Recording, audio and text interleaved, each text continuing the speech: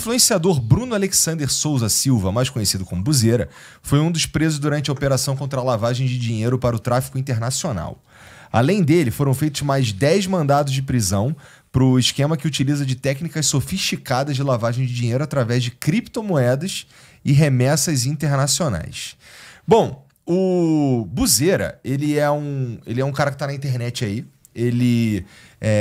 Uma das coisas que ele faz que ele ficou mais conhecido são umas rifas. Ah, e teve um casamento, acho que foi o casamento dele recentemente que também viralizou, porque o cara chegava, por exemplo, eu chego lá na festa do Buzeira, ele olhar assim, porra, e esse relógio aí, tu não vai me dar de presente esse relógio? Não, já vinha metendo a mão no relógio dos caras, então isso aí meio que viralizou também. Mas o Buzeira, ele é um influenciador que fazia a rifa nas redes sociais. E eu fico pensando... Bom, tem uma porrada de questão sobre isso, que existem algumas regras para esse tipo de coisa acontecer. A rifa, ela é basicamente um sorteio, né? Um sorteio legalizado, um sorteio legal, ele a princípio precisaria passar por alguns processos na Caixa Econômica, por exemplo, né? Eu sei disso porque a gente passou um tempo aqui que a gente queria fazer o que a gente chamava de concurso de sorte, para não chamar de sorteio, entendeu? Que a gente teve que parar. O que era os nossos sorteios? A gente vinha aqui uns convidados, eles traziam uns presentes pra gente. Tucanaram a rifa. E aí, um exemplo veio aqui o Baianinho de Mauá, que é um cara da sinuca, ele trouxe uns tacos de sinuca, autografou e a gente queria entregar isso pra nossa audiência. E o jeito mais justo de entregar esse para a nossa audiência seria sorteando mesmo. Aí a gente descobriu que em algum momento que pode ser que dê ruim isso daí, então a gente parou. E aí tem uns caras que fazem rifa na internet, que é basicamente sorteio. E se você for parar para olhar a internet legal, eu não tô dizendo que o Buzeira é culpado, né? Porque apesar dele estar preso, com certeza ele é um investigado. A gente precisa ver o que vai acontecer aí ao fim do devido processo legal para então dizer que ele de fato estava envolvido com isso aí. Mas ele estaria envolvido com lavagem de dinheiro através de criptomoedas e remessas internacionais. E eu vou te falar que se continuar cavando, vai achar mais gente, né? Tá cheio de gente Vou te falar, isso, né? Que se continuar cavando aí, nesse caminho que tá mesmo, vai nesse caminho que tá aí, vai achar mais. E vai achar grande, tá ligado? Todo mundo sabe que vai. Todo mundo sabe que vai. Eu não tô falando nenhuma novidade aqui. Você que tá assistindo a gente sabe que eu não tô falando nenhuma novidade aqui. Se continuar cavando, vai acabar encontrando mais coisa aí. O Brasil, cara, ele tem... O Brasil tem umas características interessantes. Uma delas é a seguinte... não tô dizendo que isso não acontece no resto do mundo, mas o jeito como a nossa sociedade se organiza, a gente tem muito forte uma mentalidade de escassez que nos empurra a fazer algumas coisas e até nos empurra, eu digo, como sociedade. Coloca também, apresenta algumas soluções que elas estão elas são algumas...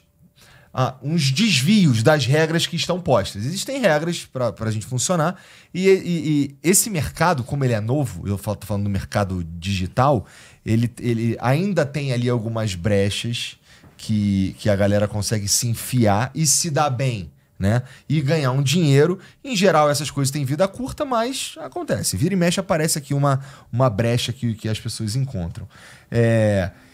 Nesse sentido, cara, outro dia eu tava vendo um cara defendendo os influenciadores, inclusive, que faziam propaganda do Tigrinho, o famoso Tigrinho, que até o final do ano passado não é que os problemas desapareceram, mas com a regulamentação das casas de apostas e das bets aqui no Brasil no início desse ano, muita coisa mudou. A minha principal crítica a isso era os influenciadores que não se importavam muito se a plataforma que eles estavam divulgando era uma plataforma honesta.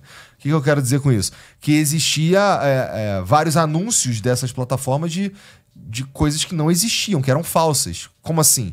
O cara tá anunciando falando que a plataforma tá bugada, lá o Tigrinho, entra lá, joga que a plataforma tá bugada, vai ganhar dinheiro, e aquela plataforma ali, mesmo que você ganhasse, você não conseguia retirar o dinheiro no fim das contas. Era um golpe.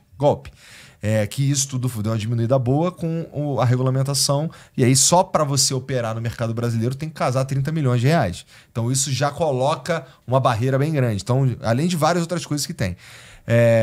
Mas esse jogo, esse jeito de lidar com a realidade brasileira, que é uma realidade de escassez na vasta maioria dos casos, acaba colocando esses caras, inclusive, como heróis, o que é muito interessante, né? Você pensar que um cara que não sei se é o caso do Buzeira, mas um influenciador que está se valendo, nesse caso que eu tô falando aqui, de uma plataforma que nem existe, que é golpe, e o cara tá ganhando dinheiro com aquilo ali, ele é visto como um herói pela galera que tá muito no sufoco, falando aqui, ó, isso aqui é um jeito de se dar bem, né? Então, eu diria que boa parte da maneira como todos esses problemas acontecem no Brasil passam pelo fato da gente ser pobre, no fim das contas, e tá no sufoco. E aí quem tá no sufoco precisa comer, corre atrás do jeito que dá, né? E o cara que corre atrás do jeito que dá, fica olhando para quem tá burlando uma regra ou outra para se dar bem e considera esses caras heróis, né? Ou seja, a gente vive uma distorção social, no fim das contas, de como lidar com esse tipo de problema e com esse tipo de atitude, quando você tá... E a gente tá usando aqui o Buzeira como exemplo, de ir por caminhos não exatamente lícitos e nem exatamente éticos para resolver o problema da própria escassez. Aliás, a gente vê muitos representantes, não exatamente influenciadores, mas muito mais rappers, MCs e tal, né? Exibindo muito ouro, porque este é um símbolo da riqueza, exatamente para as pessoas que têm dificuldade para tudo, têm dificuldade das mais básicas, né? Para ter o mínimo da sobrevivência. E elas enxergam realmente nesse exibicionismo algo que, em tese, também está disponível para elas. Eu me lembro que eu recebi o Hungria, né, no programa Portas Abertas, né? E aí o Hungria chegou com eu não sei como é que eu chamo, de colar, que corrente, aquilo, e tinha uma medalha quadrada assim de 10 centímetros, 12 centímetros quadrados, mas com um monte de brilhantes. Aí eu falei para ele assim no programa, eu falei, cara, isso aí? Eu falei, tem 1000 não sei quantos brilhantes. Eu falei, que isso, cara? Pode entrar gente aqui matar nós dois para arrancar esse negócio do teu peito. Ele falou, não, fica na boa, ninguém vai fazer nada não. Ninguém vai fazer nada não. E eu falei, você anda com isso? Vou, fico na comunidade, chego na comunidade e eu mostro para a molecada que a molecada pode ter um melhor momento na vida. Mas aí no caso da Hungria, ele sempre falou, mas é com trabalho, com luta, tem que ralar, não vem de graça, não sei o quê. Um dos problemas que isso... Mas aí, o exemplo que eu estou dando é a exibição desses objetos que simbolizam o bem-estar, o sucesso, e que para muita gente é algo que na realidade, jamais esteve... Isso é um problema social, assim, econômico muito maior, né? Quando a gente olha, isso é apenas uma face de um problema muito maior, né? Então, como você, Igor, falou, você está explorando a fragilidade econômica da sociedade e a fragilidade social e a fragilidade no limite mental. Por quê? Você tem uma grande massa de pessoas empobrecidas que não tem nenhuma perspectiva de mobilidade social. Ele não vai ascender economicamente ganhando um salário mínimo. Então, o jogo, ele vem com essa proposta. Se você tiver sorte, né, você for sorteado, você ganhar, você vai ganhar 10 salários mínimos, você vai ganhar 100 mil reais. Então, ele vem com essa proposta. Então, isso tem que ser fortemente regulado pelo Estado. No limite, eu sou contra jogo, mas no limite é o que a gente sempre teve, as loterias reguladas pela Caixa Econômica e pelo Ministério da Fazenda, né? Porque pelo menos ali você tem transparência, não é uma fraude, e você tem toda uma campanha educativa de que o cara sabe que se ele jogar na Mega Sena, ele tem uma chance em 51 bilhões de chance, eu acho, né? De basicamente, ganhar. você tem a mesma chance jogando e não jogando. Então o cara realmente está ali, é um jogo. Mas aí agora a gente legalizou as bets, né? Agora tem esse jogo todo que está no submundo aí da internet, mas todas elas têm o mesmo apelo, né? E aí, quando eu falo um problema social muito grande, a gente estava comentando aqui, o discurso do empreendedorismo, da prosperidade que a gente estava com. O que é isso aí?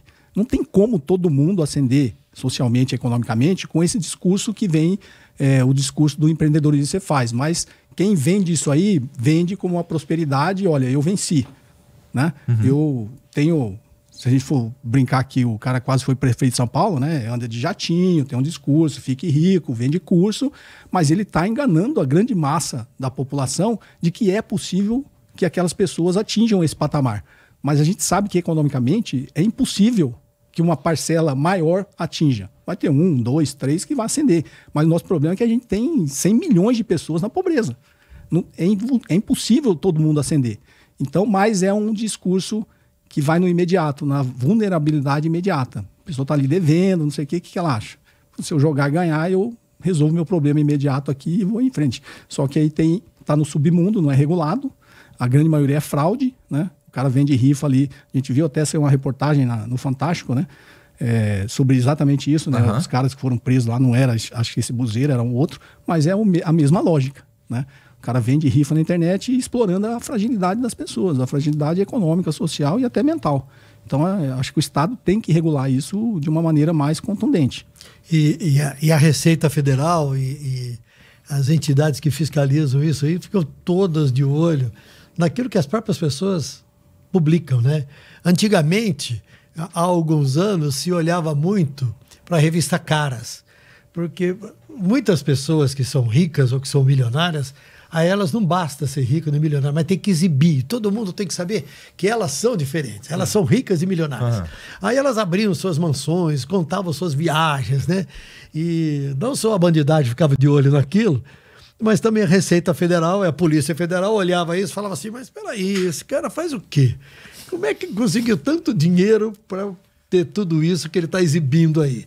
E no caso da internet, a exibição faz parte do negócio, né? Faz parte do jogo. O cara compra uma Lamborghini de não sei quantos milhões, ele compra um carrão, né? Não sei o quê, e ele exibe. Manda pintar o carro de outra cor, né? Pintar Ferrari, compra uma Ferrari vermelha e pinta ela de outra cor, né?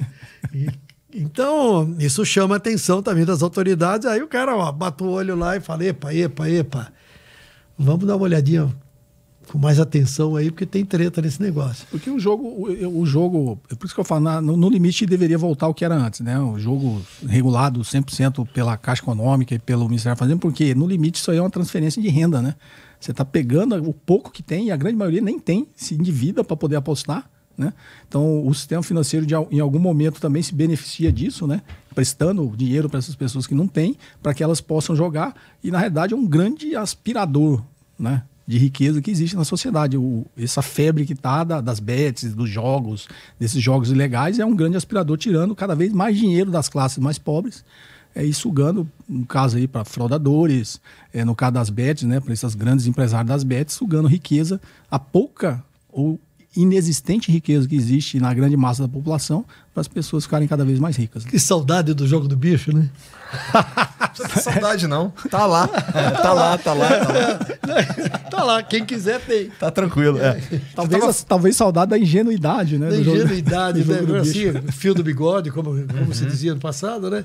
Não, se você ganhasse, se você fizesse uma aposta muito grande pro carinha que recolhia o jogo do bicho na esquina, ele ia falar, mas se esse sujeito ganhar, eu não tenho como bancar. Aí ele passava pro outro, que chegava até o chefão do bairro, né? E era pago. Ganhou, tá pago. Não tem Ganhou, jeito, tá pago. O chefão via qual o bicho que ele ia ter que pagar menos, né? Cara, eu sou a favor do tanto de cassino físico quanto das bets.